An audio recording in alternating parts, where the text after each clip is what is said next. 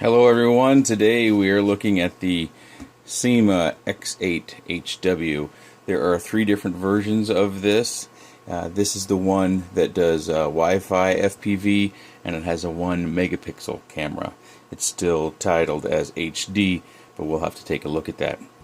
This is a pretty large box. One of its separating features is the ability to hold its hovering position. It doesn't have a GPS or anything like that, so it's going to have to do that by other means. You can also see down here on the bottom where it lists some additional features, and then it has multiple languages here on the bottom. It does use 4 AA batteries, and that's kind of interesting. We'll take a look at that because it's actually, the compartment's made for 6, but you only need 4. And then we've got the scan codes we can use for the SEMA app that we'll need for our phones in order to do the Wi-Fi FPV. You can see the dimensions here. It's a pretty big unit. It's 500 by 500. Its height is 190 millimeters, and it runs on a 7.4 volt 2000 milliamp LiPo, which should give us a pretty good runtime. It does do flips and stunts. We'll have to find out if it does that with the camera plugged in or if we have to unplug the camera or not. So let's take a look at the unit. I have taken everything out of the box. This is everything that we get. We can see we have the landing legs, the prop guards, 2 sets of props. So that's nice. And they are self-tightening or locking props. We have our USB adapter, extra locking mechanisms and spinners, and a bright orange screwdriver. And then we have our sets of screws, probably for our landing gear and our prop guards. And then we have the controller, and the controller is quite big for an RTF unit. You can see that this altitude hold is probably a feature of the controller, not necessarily something within the flight controller, because that is a spring-loaded throttle. So we'll have to see how that works. And then we have an LCD here on the middle. We also have our holder that goes on the controller to hold our phone just in here, and that's pretty standard for these Wi-Fi FPV units. We have our HD camera with a locking mechanism, and then our plug. Remember, this HD is 1 megapixel. And then we have the Syma X8HW itself, and you can see where we have lights here on the top that appear to show through. And then on the bottom we also have some substantial lights down there. So we should be able to see this thing fairly easily at night. We also have an on-off switch, which I like that. And inside, let's turn it over so it's properly oriented. We have our battery. Again, this is a 2000 milliamp battery with a balance plug.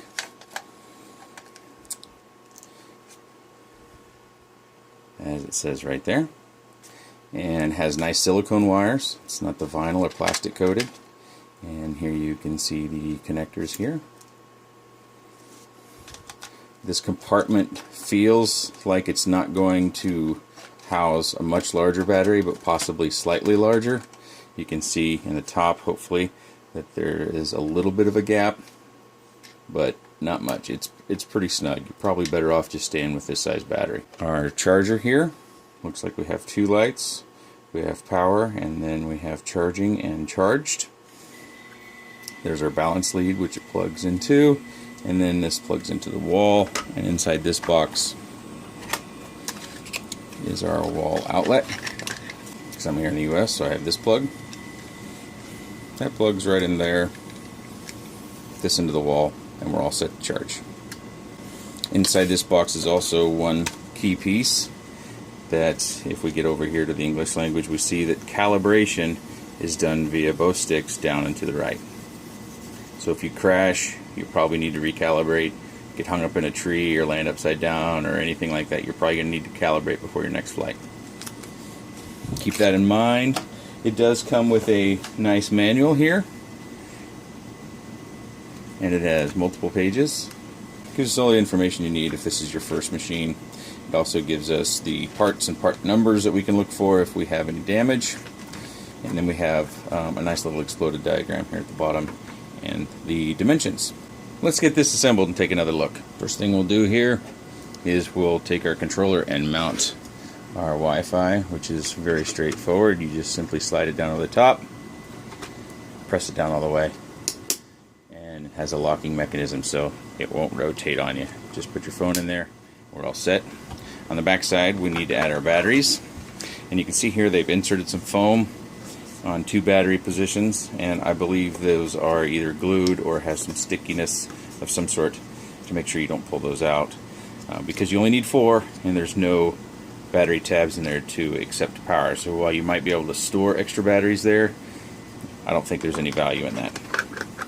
So it's nice it only takes 4, it doesn't take 6. Some of these really stack on some batteries, and you also have a lanyard hold if you want to use the neck strap. To install the prop guards, you simply pull out these little space fillers, and they're just pressure fitted in there. You can see they pop in and out, so that's a nice little feature that they've got there. Makes it real convenient if you don't want to have the prop guards. I don't see where there would be any. If you didn't want even to carry this little bit of weight, you could fly without these just fine. I'm just going to leave these in here for the time being, and I'm not going to put the prop guards on at this time. Let's take a look at the landing gear. Should be pretty straightforward. We have a hole here in the bottom. We have 2 screw ports. Put the landing gear in, then we'll add our screws. Because we want to use the wide-headed screws, I recommend go ahead and putting the screws in the legs because that's a very narrow gap.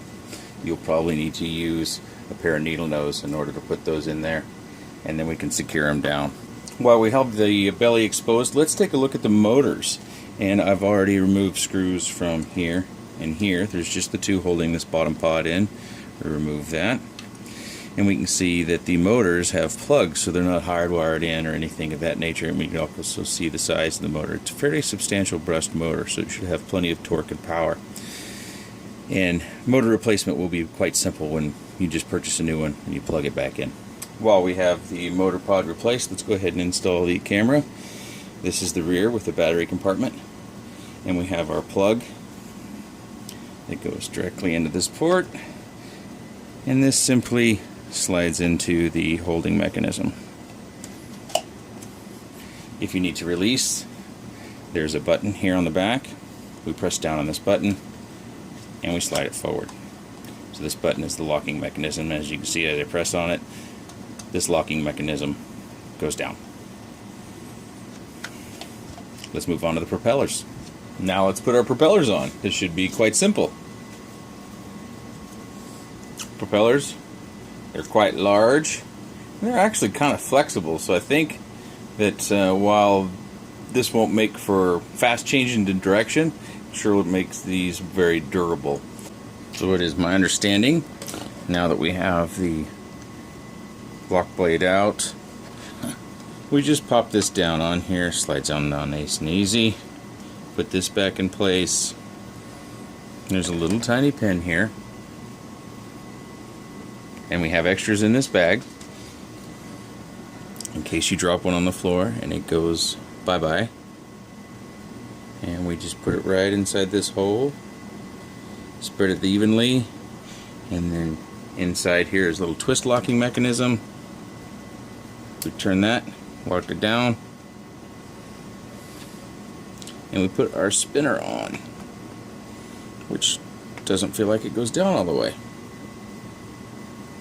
That's it. That's as far as down as it goes. But the blade's locked in place, and that's what we care about most. So we do that 4 more times.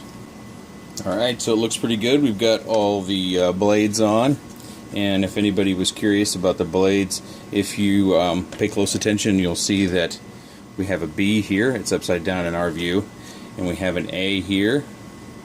And on the blades themselves, hopefully I can grab 2 that are marked.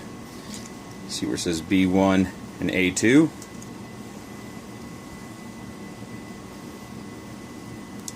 That tells us exactly where they need to go. So you don't actually, if you're new to quads, this kit will tell you exactly how to assemble the propellers. You don't have to know that all the motors should be rotating in towards the nose and in towards the rear. But that's how quads work. That's how they rotate, and their propulsion system's set up. But if you get a little confused, they are clearly marked. So it looks pretty cool. I like it. It's a hardy unit. It actually, surprisingly, you know, it probably seems really big in the camera view, and it's sizable, but it's probably about the size of a Phantom, and it seems like it's probably lighter than my last experience with a Phantom, but it's really pretty rigid and solid. So combine that with flexible blades, and I think we're going to have a pretty durable little unit. We should note that the camera and the mount does have some vibration dampening inside of it. So you can see there, it's got some wiggle movement in there all the way around. You can't really make what it is because it's down inside of there. And something I didn't cover initially is that it does come with an SD card. It comes with a 4 GB SD card. It has the H on there, which I think is supposed to indicate a high speed. I don't know whether that's class 10 or what class it actually is. And we also have some ventilation up here to keep the camera components from overheating. And it seems to be a fairly small field of view, but we'll test that. It kind of has a downward angle a little bit, and let's see if we can change that a little bit. Loosen the screws here a bit.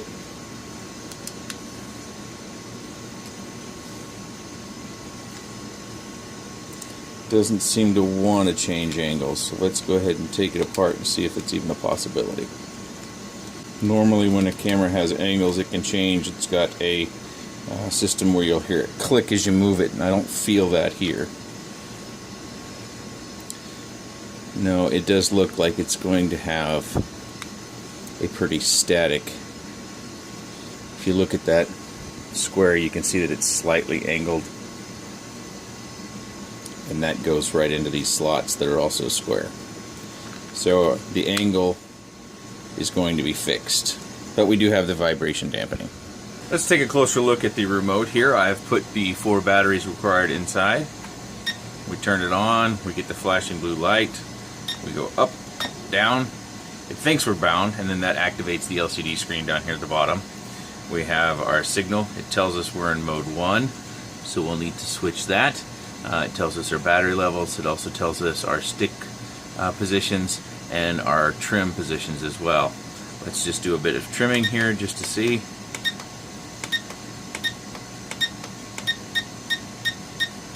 So we get the beeps, and it does take quite a few to get the LCD to change there. Oh, solid beep indicates center. On our stick travel, you can see that it shows us where we're at with our sticks, and in the center we get the right stick.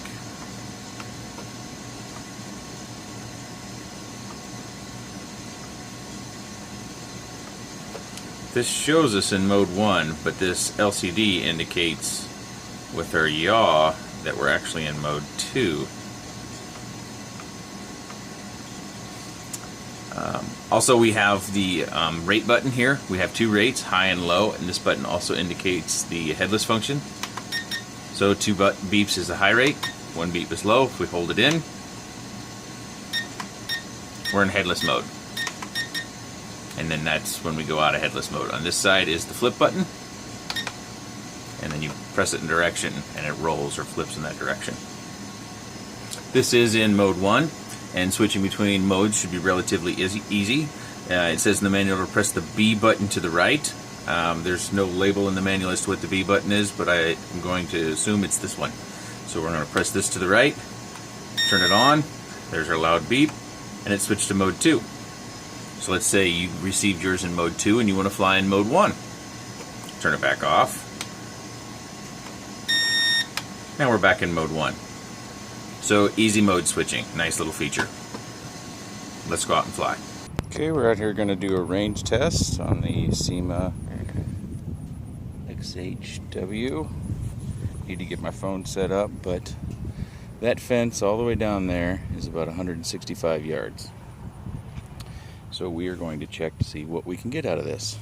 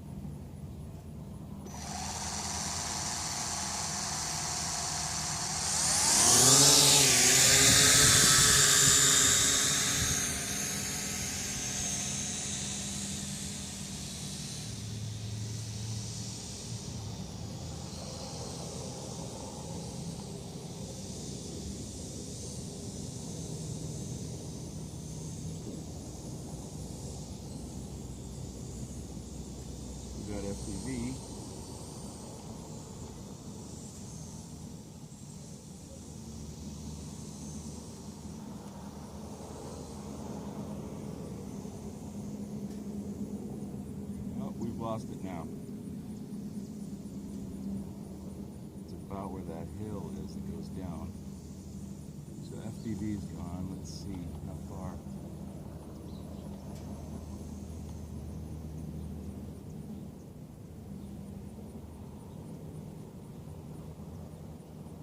I can't quite tell how far that is. I can barely see the thing. I'm going to start to bring it down a little bit. That might be across the street.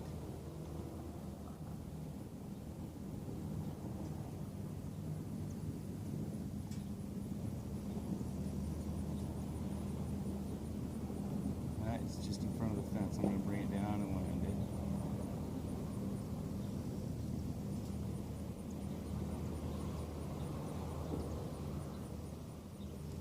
Now let's go see how far that is. As we get to the quad, that we find that we're not quite as close to the fence as I'd originally thought, but I could barely see the quad itself. We pace off about 11 steps, so that ends up being about 6 meters from the fence, so about 160 meters of tested range, and we still had control. Now I'm just going to fly it back, going to fly it towards the ground camera, have a little fun while I'm out. It's actually a nice day. There's not too much of a breeze, sunny, but a little bit of clouds. I have some more footage I'll show you at the end, and that is not as nice because there's smoke all over the neighborhood from all the fireworks, and it's overcast, and it's raining off and on during the day. Kind of misty air. Overall, you know, I'm impressed with the FPV. When you get yourself out away from where you have interference from home Wi-Fi and other things, the FPV works pretty well. I would estimate on the range of the FPV you get all of the 30 meters advertised. And the nice thing is that it will continue to record even when you lose the FPV on your screen.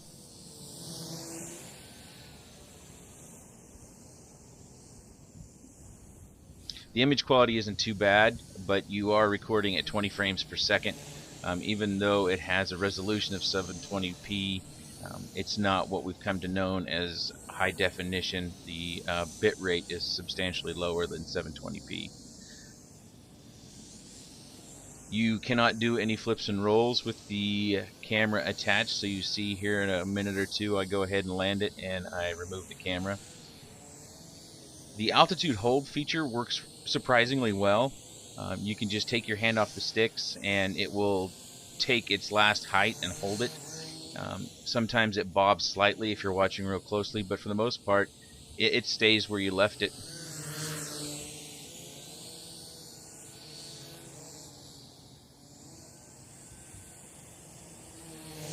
Getting used to the altitude hold feature because it's always on. Your first flight or two, it's going to feel a little weird because with that spring-loaded stick, it doesn't go down. You have to press it down, and you have to hold it down if you want to continue to descend. So that's something you want to keep in mind. Your first few flights, it's going to feel a little awkward, but overall, I thought the feature worked pretty well, and you can get used to the fact that it doesn't descend with that spring-loaded throttle quite like it does normally.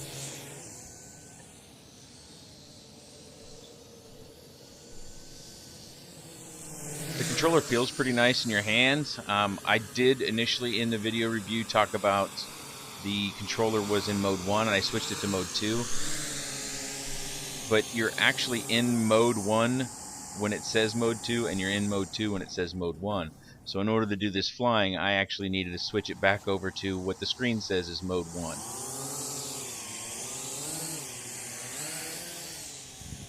You see that I've removed the camera now and I'm just going to do some flying around.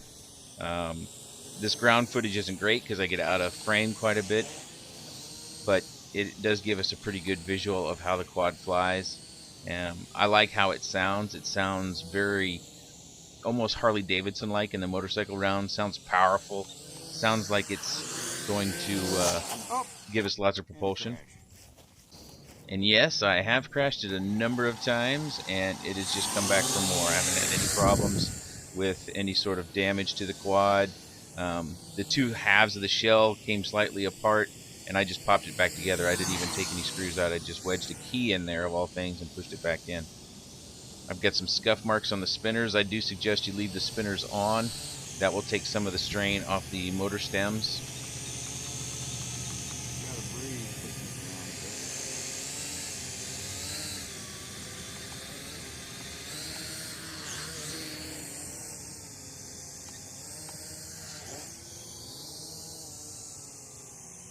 I think if you're in the market for this sort of quad, this is a good flyer. The flips and the rolls are going to gain some altitude before they do them, and it probably has a lot to do with the fact that this is not a small, light quad.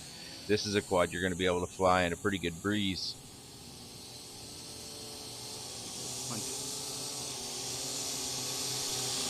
Do a little example of a punch out there. It does take right off. The camera doesn't necessarily give you a great feel for what kind of thrust it does have. That was just a fireworks. There wasn't a drive-by.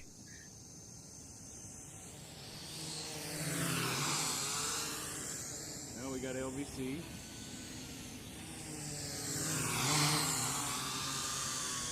The LVC warning is kind of long. Yeah, I believe it's almost 2 minutes, or between 1:30 and 2 minutes. But you can still fly it around with LVC quite well. It does limit your height, which I show here in a minute. And it keeps you at about 20 to 25 feet in the air. It says in the manual that that's a safe height to be at with LVC.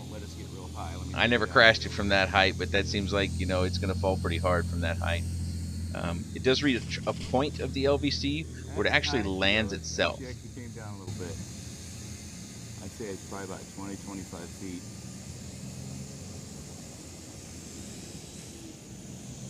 That's as high as she'll let us go for LVC.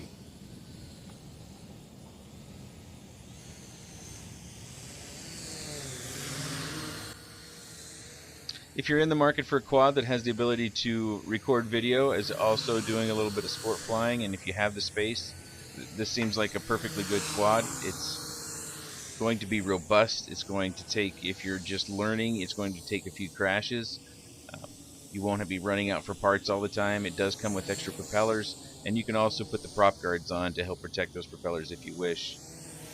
Landing gear seemed fine. I was a little bit worried about it being flimsy, but after a number of crashes, I didn't have any landing gear bend or anything of that nature. Flight times are going to vary depending upon whether you're doing the camera recording or not. You'll get somewhere between 5 to 7 minutes, just as advertised on the box. If you count the LVC, you'll probably get another minute to 90 seconds.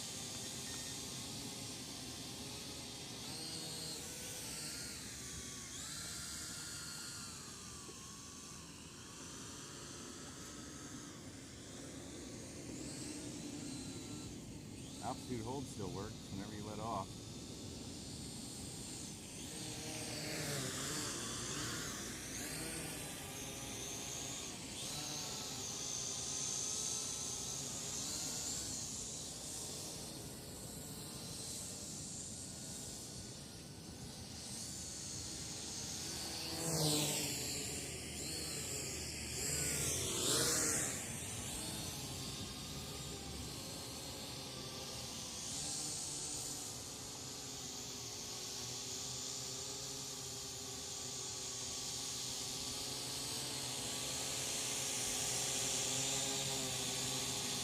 If you have any questions or comments, leave those in the section down below. I'll put links to the product below.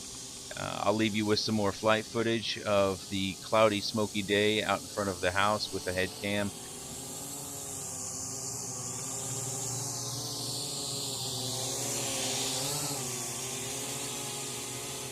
This is the review of the Syma X8HW, and I thank you for watching.